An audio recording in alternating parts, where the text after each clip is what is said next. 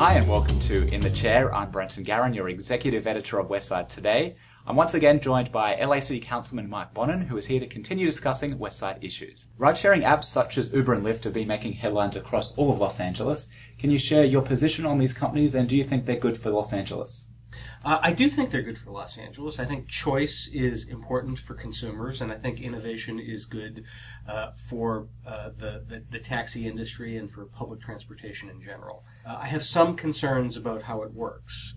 We have a regulated taxi system in Los Angeles for a number of reasons. Security, so we need to make sure that Uber and Lyft have good security and background checks. Insurance, need to make sure they meet those qualifications. But also very important is redlining. The taxi industry is required to provide service throughout the city so that there are not pockets of Los Angeles that are lacking in taxi service. And if we didn't regulate the taxi industry that way, South Los Angeles probably wouldn't have very many taxis. So it's very important that if we're going to have Uber and Lyft and those services here in Los Angeles, that they not be exclusive to the Westside and to Hollywood and to LAX, and that the entire city gets served. You are a strong supporter of protecting affordable housing. Is enough being done? No, not nearly enough is being done to protect affordable housing in Los Angeles.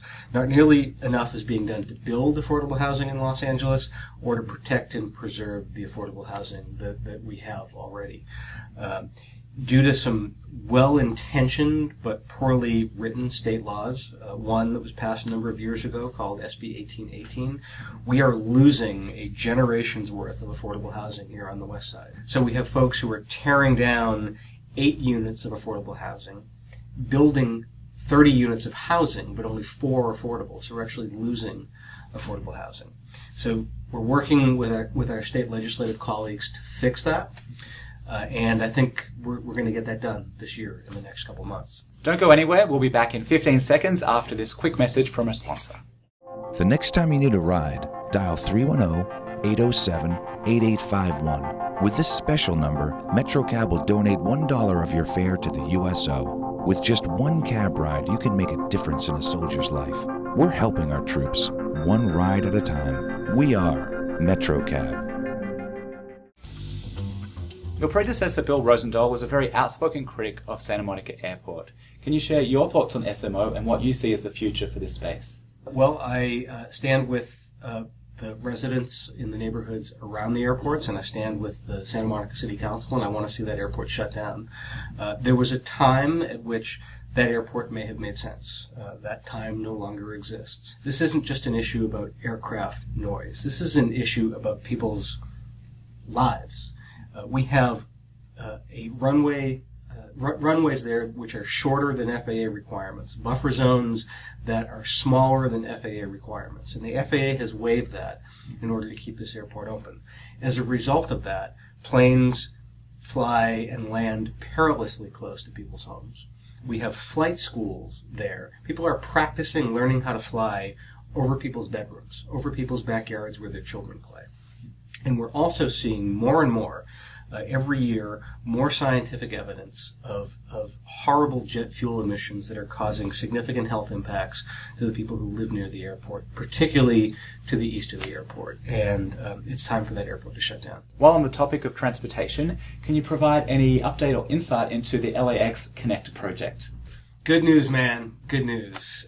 Finally. Just a couple weeks ago, the mayor and I led a coalition of folks on the Metro board to approve a preferred alternative in order to connect rail to our airport. And that's going through the environmental study now. I think it's going to be a passenger-first, convenience-centered win-win for folks. What the mayor and I have really focused on is not what's best for Metro and not what's best for the airport, but what's best for the passenger, because passenger convenience and the passenger experience has got to be paramount. It is way overdue that we have decided to do this.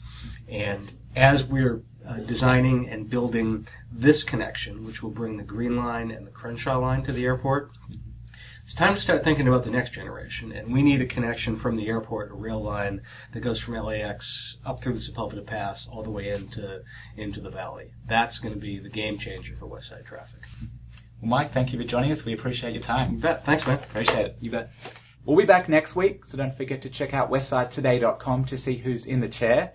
I'm Brenton Garron for Westside TV.